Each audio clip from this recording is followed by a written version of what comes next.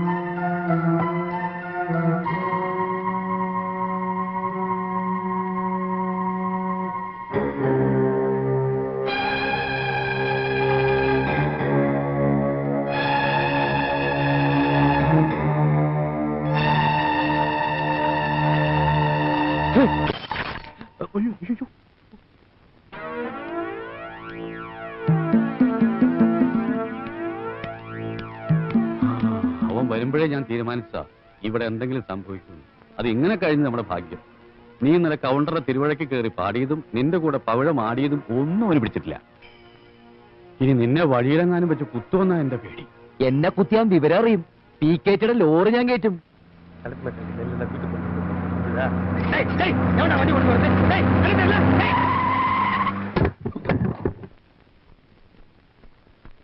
ആ കൗണ്ടറുടെ പാഴ്സലർക്ക്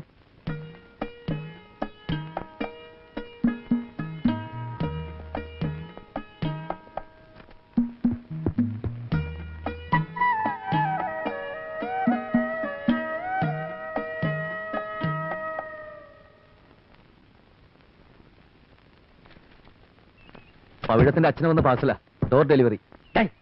எங்க தலைவருக்குன்னு ஒரு பேர் இருக்கு, அதை சொல்லி கூப்பிடுறா.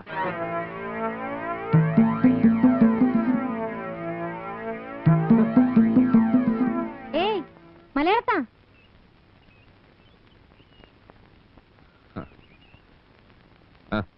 ഇതൊന്ന് ഒപ്പിട്ട് മേടിച്ചോ. சரிங்க, ഇതെല്ലാം ഉള്ള കൊണ്ടുപോയി വെക്ക சொல்லு. അതിന് സ്പെഷ്യൽ ഹോം ഡെലിവറി ചാർജ് വേണം. തൽക്കാലം വെളിയെ നിൽക്കാനുള്ള ആശയം മാത്രം. ഉള്ള ബന്ധമുള്ള ബിസിനസ് വേണ്ട. തടി കേടാക്കാൻ ആഗ്രഹമില്ല സ്വാമി.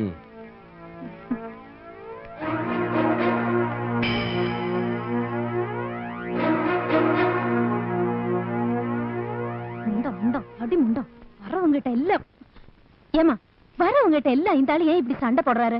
அப்பா பர்த்டே அன்னைக்கு அவரு பாடினதை நீ தானே கைத்தட்டி ரசிச்ச.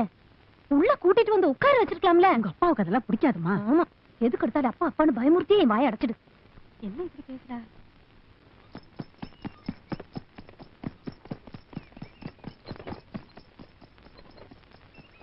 എന്നെ കോവിലിന്റെ മുമ്പിൽ ഇറക്കി വിട്. എന്നിട്ട് നീ പോയി ഒരു ടീ സാപ്പിട്ട് വാ. ഇനി ഓട്ടോ ഉണ്ട്. தமிழ் நீ நல்லாவே பேசுற. ഇനി ഞാനിവിടെ വിലസാൻ പോവല്ലേ അണ്ണാച്ചി. ഇതാരുടെ ഈ സ്ഥലമൊക്കെ? இதெல்லாம் என்ற கவுண்டரோடதுங்க. ഇയാളത് എങ്ങോട്ടാ പോകുന്നു? എടോ, താനെന്തിനാ இந்த பக்கம் திருப்பிയത്? എന്നെ കൊല്ലാൻ കൊണ്ടുപോവാ? அப்படிலாம் செய்ய மாட்டேனுங்க, ஆம்பளை பிள்ளை தானே, பயப்படாம வாங்க. വണ്ടി നിർത്തോ. എടോ അണ്ണാച്ചി, താനിത് എന്തു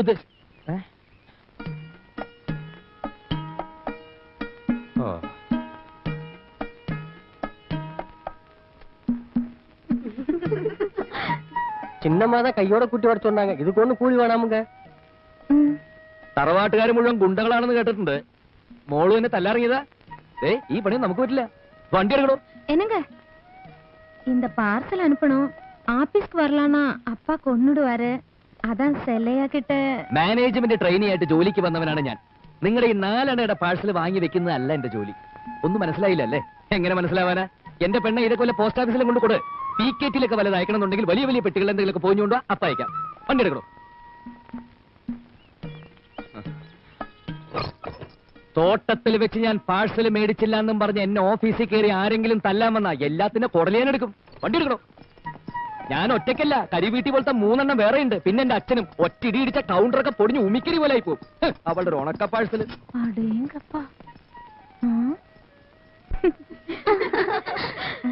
வெட்டுக்கிளி மாதிரி பட்டு பட்டுன்னு பேசுறா. அந்த ஆள் பேசினது உனக்கு புரிஞ்சுதாடி? கொஞ்சம் கொஞ்சம் புரிஞ்சுது. எனக்கு கூட பேசணும் தோணுச்சு. அந்த ஆளை நிறுத்தினா தானே.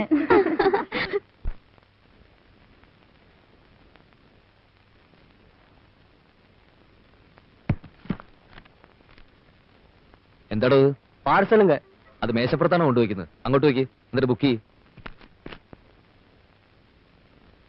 ஏயா பார்சல் இவ்வளவு பெருசா இருக்க, அட்ரஸ் கொஞ்சம் பெருசா எழுதக்கூடாது? எந்த ஊருக்கு? அதான் எழுதி இருக்குல்ல, நீங்களே படிங்க. ஹரிகிருஷ்ணன் மேலப்பரம்பில், ஆண் வீடு, கேரளா.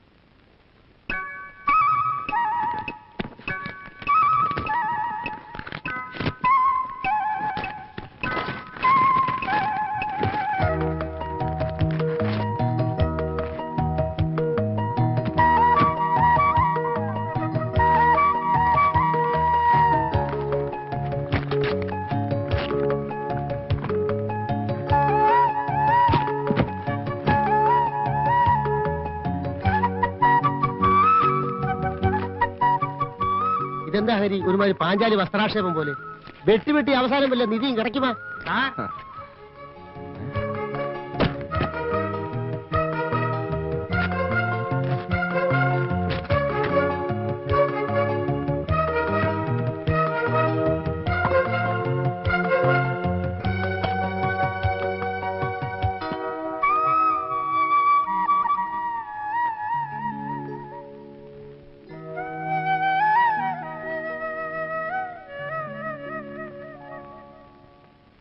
നിന്റെ കത്തുകളും നീ അയച്ച പണവും കിട്ടി. പണം ഇനി നീ അയക്കണ്ട. എവിടെ പണം എന്ന് ചോദിച്ചാൽ ശമ്പളം കിട്ടിയില്ല എന്ന് പറഞ്ഞാ മതി. എന്റെ കാലിന് നീരിപ്പോ കൂടുതലാണ്. തലക്കനം കൊണ്ടാണെന്നാണ് അയാൾ പറയുന്നത്. നിന്റെ അച്ഛൻ നന്നാവില്ല. എന്റെ മോനെ, നിനക്ക് സുഖമാണോടാ? നിനക്ക് ചുറ്റും മനുഷ്യസ്നേഹമുള്ള വല്ലവരും ഉണ്ടോടാ? അതല്ല എല്ലാം നിന്റെ ചേട്ടന്മാരെ അച്ഛനെയും പോലാണോ? അടുക്കളപ്പണിക്ക് ഇപ്പോഴും ആരുമില്ല.